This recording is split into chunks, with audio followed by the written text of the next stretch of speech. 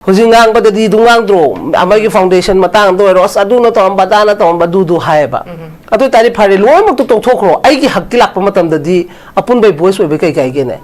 Maduda kanamta na region gi MPP to bya de do congress na to bya de bijen to bya de hability ba hari ba myam sam ta chat pa ya da bani na apun bai gi oida na khoi gi lain minari ba furu matai da su akoi gi help habdi moi na su to biraga. Habdi am khoi sungai le minari ba furu sungai re indigenous people ne de hamina ba. Adu ko furu amagi awaba ta ba matam da di voice thokning da bai gi pot ama sum lai ba si su nuai te ba ai na haina laimina ba idea of manipur hai tar di nang na ta ba su ai gi ne khan ba ai gi na ta ba su nang ne khan ba si gi pot si de laimina kan da idea manipur su do ne ba akoi mari gi se pa bung phami ta mo phami nang phami se tongan chat na le ga di kai de idea of manipur no ba seng na ba ta mo ta re akoi ohum na changchela to ba adu na tru da ka wai se adu loi makta loimakta ka idea amata su da su haning de loimakta khoi se wat to wat paw ina dum taw re duna sumina yam laina khudum cha ba lor ko ji mayang macha moi mari manga na aha kano da phamma ga dum sana ne mong sanai sini dana nahan makta da dum chip secretary na ba do sa hum da ga bi ko ka hare adu kan da ba aduna ai hai se khoi gi taw ga da ba akhoi di haije ba taw jo wa ne khoi na di ang kan na keno taw ni adu khoi gi tohon ga da ba moi na khoi di suspend da lem adu ni to lop di chara ga do to lop ta na te mai gi chahi gi fan phang tok pa di phang im ni mo ji kan na mu sa ka 27 gi sida kanana no praja ko su yade aduga khoina piri ba muhut moi su yadre ba aduna si ma'am sina sum leiring ge di khoi dum leigini achum ba gi voice taw na law na ba mi leite aduna ai gi hak pangalo hai ba gi bisbo leite ai idp su hai ninga bane hoje ta seng moi kharam dum manaraga wadana sum leido sok pudi file taw ba yare ke no jiti moi gi su lakpa hai ba do na di hai ba lakpa moi gi su ta ya hiro ya ni hai ba do ya han ge di lo ya ba adu bu ya reng ge di seng na masidi akhoi na thoi se kari gi da mak no hai ba du gi madu gi fidam da madu gi keno matu in chat pa ma di mathau ti ta ba ne ba adu mina ngang na rak pa hai ba khara se dum ngang na bham thamak ba de gi ngang ini mi su hekta puang na ngang na ba di na te da na ko adu na sidi ai na pai ri ba ai na tauri ba se kari no ai na tholai se kai no ai MLA board lep ke na thoke har ga na atop gi style da to bi ai ko adu ga sumba society adu da ne khoi handa hoji ki oi ba ngam ju da dum tawle jun 18 oi ba ngam de ka jun 18 na lan nung gi wa na ta ba aseng ma pot adu dan di wording ohom du gi da mak ta mai haura tawi basi khoi chahi ani mai khai chahi da mai chak tar mai kai mai char ya da no lik and society ra ko habdi yamna dangerous point di si gi me thate gi oi ba po se khoi da di yamna dangerous ne ba si da na khoi ji ka no to bongam de se adu na tholai ba po si da khoi gi si de khudong cha ba adu na ai na lotion ba khoi se han na ka no to kan da di loi ma phagani na tengei di adu bo ai gi wakhal da di ama di le ta seng na civil society phanayam sanu ama phanayam sanu ko adu achumba habesidi achumba taw geng khalaga di dum taw pama tam da dum mai di pakani phana leibaduna suhai namda na di phana di hona ni ko adu bu ai gi chumba du na chum oi botara ga di adum compulsory soida na dum thengna ba ngam ne ba adu na moi gi sumoi moi gi agenda ge dum tawjara pa yorangani adu ga ta seng na aina civil society mo ora ga di hai ba potse praja na kai gi damak ta trust taw tino aina kai do bai no habisidi sai sa na khan ga da wakhal ne ba seng na hari ko su kwa matab chaw ma ma lum lai ba du bu kwa matab tu cha khar ga chin du pai khar ga di aina taw rei ba potu gi atha thokte da na maram di ai gi mung du gi khalaga ai gi mingcha tan ge na khan bo ra ga di ai ta seng na jai ba lo ma natta bani na aduna mina su nu sida ba khoi gi kano si ko aduna mina su hai ba as anga ngarang nga khang thop pa ma na lepak ning da bu nga kha ngarang gi anga na hai bu su yauri ba ko khoi si hai ba di khang de ai gan men su ta ai di ta seng na lepak si de or pa matam du de cha sing na mathawak to long long da na mai kai de gi hai di rings de khar puthara body asi ba myam sum taw ba ai sum si di ya roi mama mo ra ga di macha sing si gi thawai kan ba bis na khoi gi thau ni ko natta da moi bu sira kan da lai kat pa du na te na ai gi wakhal da khanjara thokhi ba ne ba adu bu khangde adu mai na su khana bu su me ama lai adu na muram oi bani na si gi posi da di ang kan na du shining de taw ko da bu ai na taw ko da thapok to achum ba taw ba matam da praja na trust taw da ba praja na trust taw da ba do adum taw rakani ha ba po da ma lai adu du na khona ba lepta na ko achum ba gi da ma khona ba matam da dum lakani adu ga hoi mangjal adu gi chat adu na ina hai se izat hai ba si di karo chama na lai ba ya di ba paisa du di aina phadi gom yo la ga su tan be ai hai do adu na isai gi izati isana kan na mo hona ga dam ni ai gi simfam du gi matung aina MLA ora ga na ai gi MLA gi thogdang kari no aina party ya ora ga na party to ga da kari no aina civil society ora ga na civil society na to ga da kari no aina ko kanu ora gadi tasengna doctor ora gana doctor na tawda mathau natra adu doctor du na police ki mathau to budi ya dedana amai tawdana ai gi profession do faza faza na nium chunna chatna ra gadi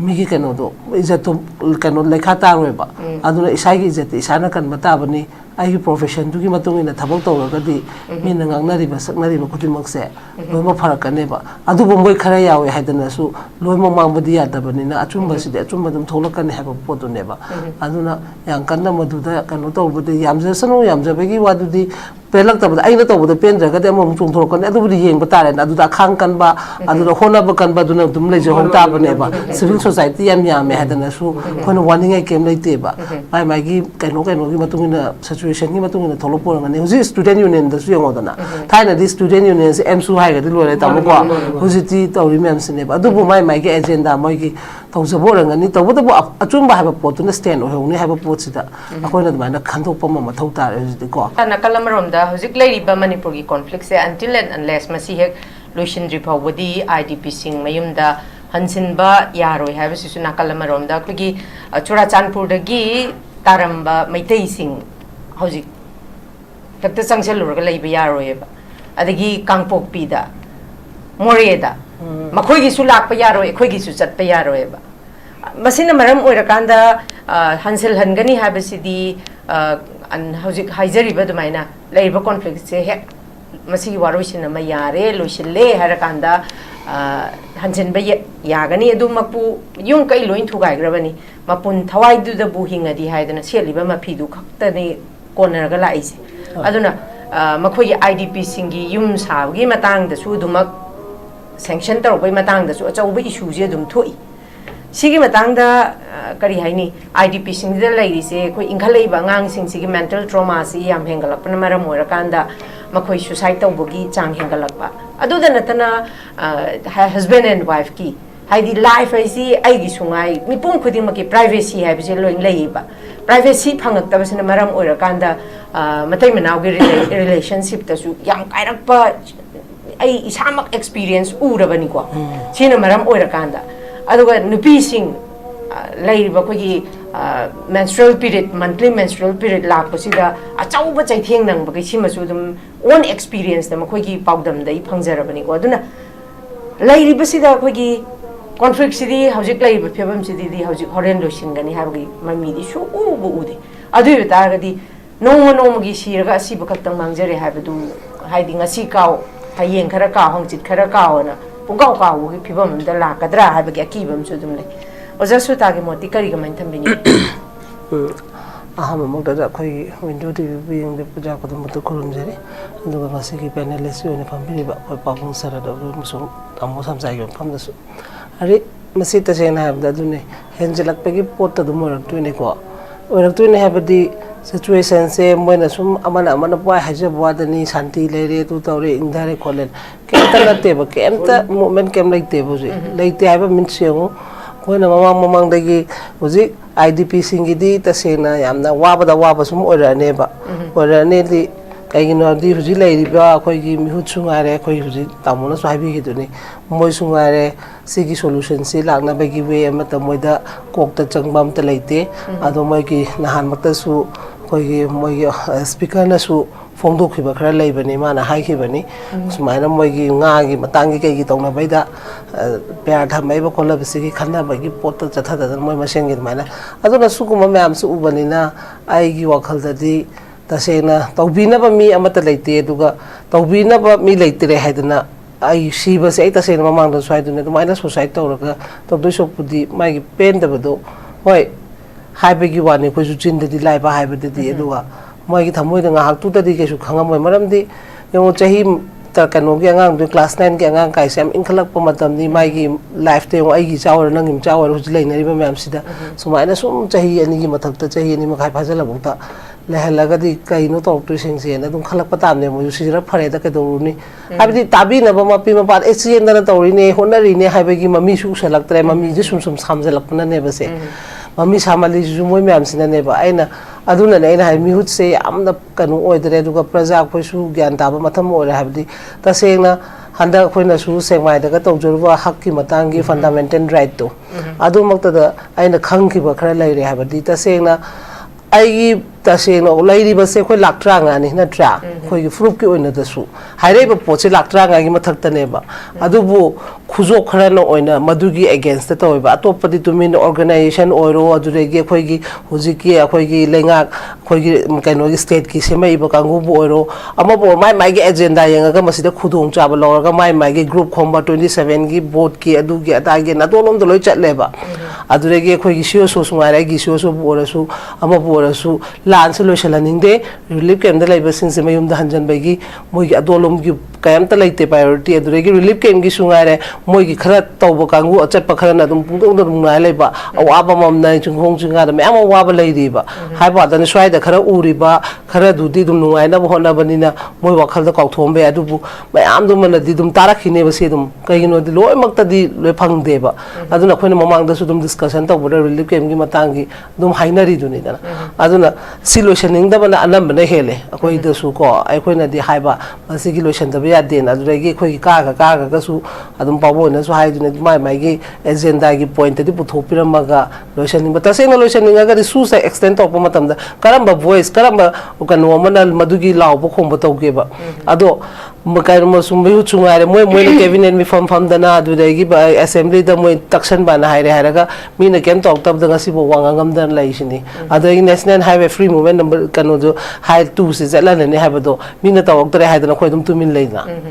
atopa fruit ora mune se na mai houna ra ne ba akoina khoi su khara yauri ba aduna masi game se akoina dum ai gi khanjabani ko aduna tasai no jiti ai rang su mi respond to pane wangam ba du na khoi da doubt handara pam yaure ba maram di achum be gi da mi leite ba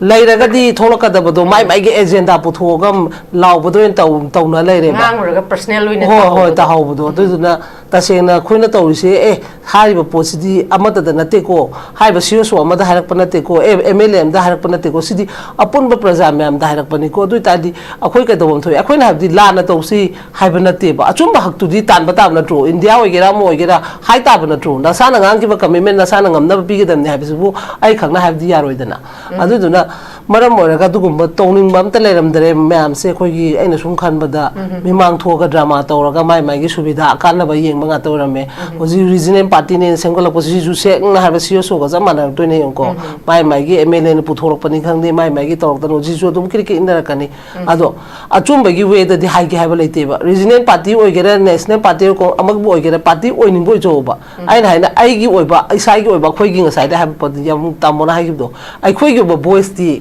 achum ba gi law se habdi leite ba hujingang ba di dungang dro amagi foundation matang do ros adu no to ambadana to ambadu du haiba atu tari phare lo mo to thokro ai gi hakki lakpa matam da di apun bai voice oibe kai ge ne maduda kanamta na regional gi MPP to bya de do congress na to bya de bijen to bya de habele ti ba hari ba myam sam ta chat bya da bani na apun bai gi oida na khoi gi lain minari ba furu matai da su akoi gi help habdi mo na su to biraga habdi am khoi sungai lai minari ba furu sungai indigenous people ne de hamina ba adu ko furu amagi awaba ta ba matam da di voice thokning da gi pot ama sum lai ba si su nuai te ba aina haina laimina ba idea of manipur hai tar di nang na ta ba su ai gi ne khan ba ai gi na ta ba su nang gi ne khan ba si gi pot de laimina kan da idea manipur su do ne ba akoi mari gi se pa bung phami ta mo phami nang phami se tonga chana lai ga di kai de idea of manipur no ba seng na ba ta mo ta re akoi ohum na changchela to ba adu na tru da ka wai se adu loi makta loimakta idea amata sudan swaning de loimakta khoise wat pa oina dum tawre aduna sumina yam laina khudong chaba lorgo ji mayang macha moi mari mangana aha kano da phamaga dum sana ne mong sana isini dana nahan makta dum chip secretary na bado saw hum da ngai bigo ka hare kan da ba aduna aina haise khoi gi taw da ba akhoi di haije ba taw jo wa ne khoina di ang kan na keno tawni ado akhoi gi tohon ga da ba moina khoi di suspend lem da aduni tolop di jara ga do tolop ta na te mai gi chahi gi fan phangmam tok padi phangim ni mo ji kan na sagale keno 27 gi sida kanana no praja khoi su yade aduga khoina piri ba muhut moi su yadre ba aduna si ma'am sine sum leiring ge di khoi dum leigini achum ba gi voice taw na law na ba mi leite aduna ai gi hak pangalo hai ba gi bisbo leite ai IDP su haninga bane hoje ta seng moi kharam dum manaraga wadana sum leidoi sok pudi file taw ba yare keno jiti moigisu lakpa habado nang di haba lakpa moigisu ta ya hiro ya ni habado ya han ge di lo ya ba free se han tharo national highway se akoi na dune bana chief secretary dai du su thado ga akoi se wakhal na bhat na ne balo sanara lai se natra akoi na swa khoi kamai chong du na mo do movement to hundred ga di adum nungdom pom na lai tam ne nang ga phamin na ga habadi una ba sak una ani khale ga kanam wam ta su halo da su haina ani adugi chances pi deba pi di sina ko sentence force na ne buji pi di se free do tha ta ga din compulsory ko na chapa matam da koi gi tina ki ba imai cha wa ro thengna pa matam da hai halo da haina sak ta bu matam da adu khatang di lakane ba mind do sum yai ga sum thamala ga smaina moina boundary from buffer zone an thamja lai re adu aina haina hangdo ga khar ga tapna tamna indo engine ki tammo ba indo engine sulai le hendra ga di yaroi ba sum adu di mi di nuai da du jahan hare me ko kano da kano rom da di army du na phajana harak chan maitei na sonda chape adrem adu ga makuki na sonda changbe adre aina kana na hai ba khoi sar na hai ne hai sine ba khomai na army du na phabak choi khai da handa aina kano gi mu sigi ni semai gi lor ma tung da meeting ang khaki moirang nom yaw chapada adu khome e ba aduna ena haisi adugi movement to honna ba gi we se sil ga moi gi clue kari no moi manung da leiba se kari no khangdok min na ba pose amta leite ba hoji foji myam na moi ju hoji dana to dana chathare edana moi gi bihar da to do pabung hoji ge uniform na aduri kana na tai na do no uniform na to paduri kana da hai do no ba adi mo pe chang do uniform wala na sirin protest to khala amni odana india flag pairaga adu tadi kananu bo soiri se soiri bo punamak se semdok ka tar ga di adu ga khoi se gi semdok pinda ba khoi gi mihut ne thagat khiba moina sona kan da sanabi leire ha adu da khoi na sonda pangda leire khoi su swai da dum nang gi sona yo nang honjan ai gi sona non hol ga phando ke masa hai ba gi wakhal am ta leite bu ji khoi ju nuai ri ba mina hai re ba 650 square mile sida lei leire hai ba do madu de hendo ke khandri ba ai gi hak to phanga tanaraga center fight tawraga madu gi poto ta hanna bo hona se ba am ta leite ba leite se mai leite adu ta din adu mo khoi ma sen dum sor hon mina leita ba dum sibe lagini moilil kem da nate akhoi gi leijari ba khoi subaida leiba si bokta dum yaw khine ba ura ba ya makani loi ma to gi aina han takuti takati lakna be fifam du ne ba khoi to hon do se si ne ba moina pam be plan di adu khoi accept tawri ba adu ri kai to tai akhoi na accept tawrenge mi di nuai be hen ne ba awa ba na khoi na sum sum tara kan ne ba ai mung da tarwa han ngai su leite hu maram di Yana situation से पूरा कनो म ओइरा बने बा अतोप state अमदा चाही अनि मखाई कनो फुरुप कनो चलहंदना थंबा हाबसुबु सिखांग लेरी नेगो मारवारी गिदी ओ हाय पादनी मोय गिदी के मांग बलेते अबाम बलेते सपोज मोयना आदा आलू केजी दा तारा पिरा लोक पतो साइड टेक्स्ट ता तो सिदे यांखै यों खबना माइ प्रॉफिट फिट अदम लै वा अखो लेरा जारी बा कोइ सिने सुबम लेरोय नोमबम लेरोय मिदी असोन गे हाईवे सिदे तौरी खुदिमक सिदे तुम को खतोय ने मोयदी फना हाइसा बदने बा अदुदुना मरम ओरगा अखोय मसेन नि दुम सिनरक तोयसु हानरक तोयसु अखोय मसेन नि अदुदगी रिलीफ केम दा सिरक पसु याम सिरखिनि उजे लाइते बा कनागुम बिम तना सिगी पोचे लोइसनिंग बम ता लाइते अदुना दुम सांगदरगा 27 की खुदोंग चाबा लोय येंगनरगा लै राजनीति वाला सु अदुगा अखोय गी लैरिबा सियो सो म्याम सु आई इसामक सु हाय तारे अदुना मरम ओरगा सि म्याम सिना ज्ञान तारक तिंगैदी केम फर अदुगा अखोय लॉयर सुगारे हाइबा वादनी सपे यादी से लॉयर सु यावरी अखोयना हाइजरी फंडामेंटल हक हाइबा पोतो ओकिन मोयना सु ए मदुरी थाबम थोकनी मोयना सु तुम थाबे याय अखोय दि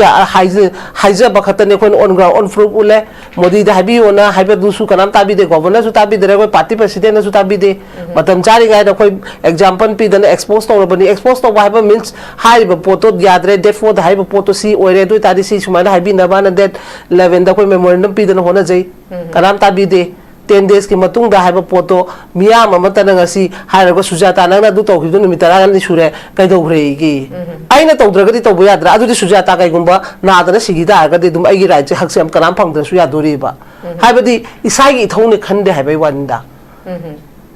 एजेंडा पुथोखरबदु मिदुना दुम तौगदमनि हाइबदा ले आइदे अदु पामदे आइना पामिना खंगमिनरगा पोतो ऑन फील्ड खंगगा मधुद चाप मानना आइना गमदसु हरिना ना हम होनरकपा पाबुंग ना मोहना बिरकपा अदुने बाइना पामजरुबदि अदो अदु ओरमदरेबा कोइसिदि यूनिटी ओइना तोमिनबा पोसे सिगी साइगी हक्की दमक्सिदा बोक्ता यूनिटी ओइदेबा अदुना ताकपदि अखोइसे सुमाइ सुम नैरे लाइबसे हम पामदोरे हेयंग इरापोट कदि आं खोरमनरकनि हुजिंग लाइकटपेगी मफम मफम क्लब लाइकाइगी तौकनि पाबुंग दुना चलमिबा पोतो अहन दुना चलमि पोतो दुना तेबा Suwaina Malay, Munisi, came a little bit of Nakamata Durige, Adugumba, Yaudeba. Other idea had Hanadas idea highlighted on September 30th year. Canta to begin Kupang, a man photo, they told a Kupang Tanya, I give it to Ain Haido. But I'm the Masan Hingam Taraka, the Pillar Way, Basiki Life City. Pana Amano, Togeraman Toger might have with the pen upon a table. Aduna, Hayang Togdi Togduna, equal like I should only Loymato neighbor. Ado Igi like I should neighbor. Tabam to Matam the Snang to Pine have the henna. Tau the way Adam have a gift on Talena Deva. I don't know what's a tabac. Isan is a one by Yabani, Isan is a Isai hug, Isai right. You must assembly the Kenta movement on the Basedum Yamdum Yarale. Ha! A quick assemblies in the Fazana function toba, my office bears in the Fazana rules new on the Tabak toba, Loa Paneva, where the Pra Mutalaga Hamle, took job of Hamama. A quite tiny be acetelating at that, Mukano the Bazaar acetelating at that. Don't assemblies present to and Pameva Mamdo. Kanu Kangabani Masagi rules Marato, whether a member of the whether it is do we guide them, Kai them, look hanging, who's it at the Balama Hokip Kitana Bewani. A queen had a particular Emily Tarase, when a maid had taken when a smanto was taking when a high grade separate POC, I do the city takes Kaibani, if less than it take committee, see Umtanka, not of you, no Queen Karan, loud, but do I win a part of me to never.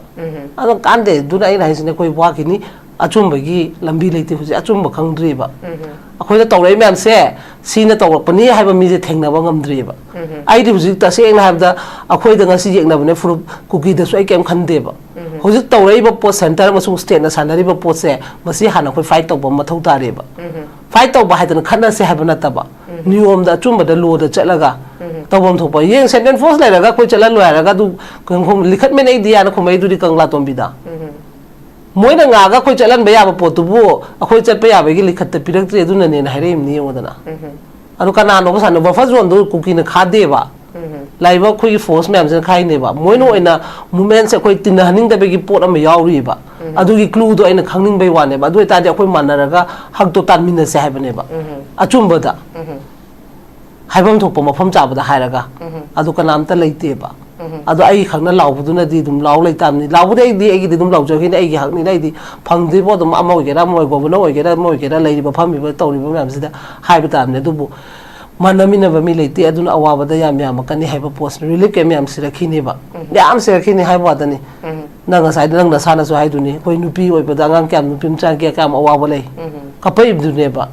I don't really came to Chaluragana, really came Changaga, I cannot be a megumba. I did more than no strong or you know in the Rankari, no, I don't know in Hak, was it equated to Macalam, not to win a light and Shanatan, than the heaven ever. Chungrota, mine, I say. Me like the Rebaquit and Vinava, do that is I have the Sana Pang, no, not on the draw. I give Pata, I give him one have a right, not tray, not draw. I know Pobit have a yellow on a day, Moke no, I came out on a day, a child at the Tore, I do crisis, I had a boy who's in Garana. I miss another highlight to the Santi, Oga Manipur, I do the.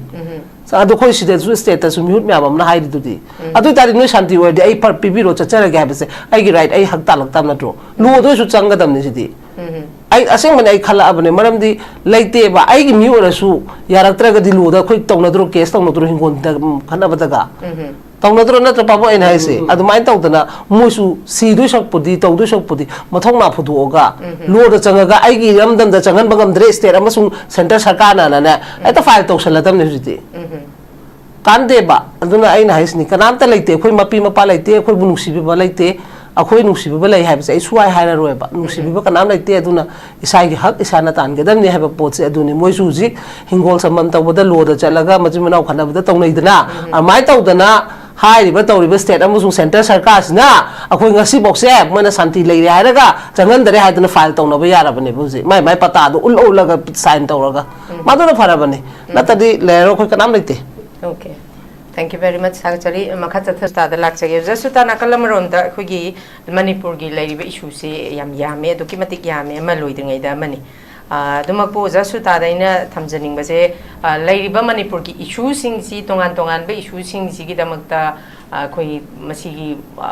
Heidi responsibility low with an initiative low with an Tongan, Bakoi civil society organizations, Dumaktole, was a Kogi one Kemcha Samjaina Panbi with the Su, Akoitawam and the Masing Tibang and me, Manipur Lady, but civil society organization, the Masing Tibang Amde, have a waro. adadagi adudana tana lairiba civil society organization gi thau puri ba singe marakta dum masaga chana da ba gari tongakpa masaga chana da ba yum sakalpai matang ju ja khoigi ongkem cha samjai nu sudum pan biri ko sigi matang ju ja samjai khak tana haibna te miyam na sudum khai kari damakta habidi hariba taseng namak ideal manipur na oja swetana so hairiba taseng na lairiba manipur gi issue si da taseng na masigi id masigi damakta ka thoge haina thogla ibra natragana adumak lairiba civil society organization singzi politicize tawrabra even ima kaithel gi kaino phobo politicize tawrabra habgi wahangsi hangliba aduma masimak na su civil society organization se tholakpa matamda miyamna haraude adudagi akhoina su dum tajaba matamda civil society gi wangang loi id adum tungda kari haini sumba se dum thengna jai sigi matang sida kai haini miyamna thajaba se mangpa masing jam khalakpa sina kari thambini ge suda hari sengna the all society civil society yamakpa anduragi torpa myam se tasena hana leramba pot sum penna rakta ba adudagi tasena aina haisini mi khitang manaraga su kano ma se mage hana khalakpe gi wakhal makhal yam ha du sigi lan sina maram oraga makhal myam leiramme na ina dum haisiri seba aduna adumgi possibility tasena civil society ne haraga di tasena khoi gi माइगी आठ तो अमता दि थोकनाद्राबा अदुना लेबा तौनरे ma'am हुजिको ओरेबो problem से अदुना civil society खोइना ओइजेबो खोइनासु आइसु होय खोइगी ओरिबा Imangi मैरासु तसेंगना आइगी weakness point ma'am हमसु लेंगनी को अदुबु यारेंगे दि सेंगना मसिदि अखोइना थोइसे करिगी दमक no हाइबदुगी मदुगी फिदमदा मदुगी केनो मतुगिना चटपा मति मथौति ताबनेबा अदो मीना गांगनारकपा हाइबा खरसे दुम गांगना भम थमकपदगी गांगा इनिमी सु हेक्ता पुंगांना गांगना बदि नतेदना को aduna sidi aina pairiba aina tawriba se karino aina tholai se kaino ai MLA board lep ke na thoke haragana atopa gi style da tobi ai ko aduga sumba society aduda ne khoi handa hujiki oiba ngam judana dum tawle june 18 oiba ngam de ka june 18 na lan nungi wana taba asema poto aduda ndi wording ohom dugi damak ta mai haura tawi basi khoi chahi ani mai khai chahi da mai chak tar mai kai mai chari ada da no likan da society sirakwa habdi yamna dangerous point di sigi me thate gi oiba pose khoi da di amna dangerous neba sida na khoi se kano to bongam jese aduna tholai ba pochida khoi gi sida khudong cha ba aduna aina lotion ba khoi se hana kano to kan da di loi ma phagani natingai di adubu ai gi wakhal da di amadi le tasengna civil society phanayam sanu ama phanayam sanu ko adubu achumba habesidi achumba taw gen khalaga di dum taw puma tamda dum mai di pakani phana leibaduna su hoin amda da di phana di honani ko adubu aigi chumba duna chumbo oi botara ga di adum compulsory soidana dum thengna ba ngamne ba aduna moi gi su moi gi agenda ge dum tawjara pa yorangani aduga tasengna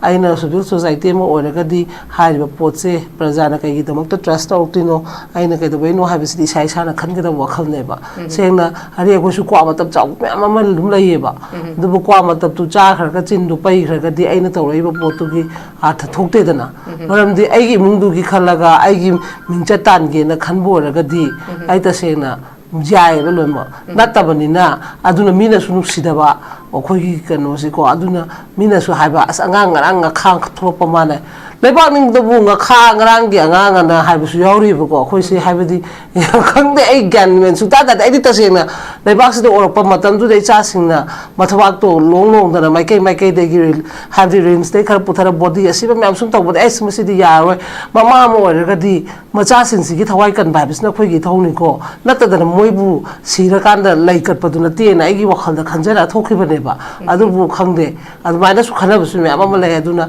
muram oibani na sigi posida di ankanna du su haining de tawboda bu aina tawgoda thapak to achumba tawbo matamda prajana trust tawdaba prajana trust tawdaba adum tawrakani haba pot am lai aduna honaba leptana ko achumba gi dama honaba matamda adum lakani aduga hoi mangjan adugi chat aduna aina haise izat habasidi karo chamana leiba yadeba paisa adudi aina phadigom yolaga su tan be ai haido aduna isai gi izati isana kanna bo honaga damni ai gi simfam dugi matuna aina MLA oraga na ai gi MLA gi thogdang karino aina party oraga na ai party to godaba karino aina civil society oraga na civil society na to godam na karino aina ko kanu ora kadi tasengna doctor ora kana doctor na tawda mathau natra adu doctor du na police ki mathau to budi ya de dana amai taw dana ai profession do faza faza na nium chunna chatna ra kadi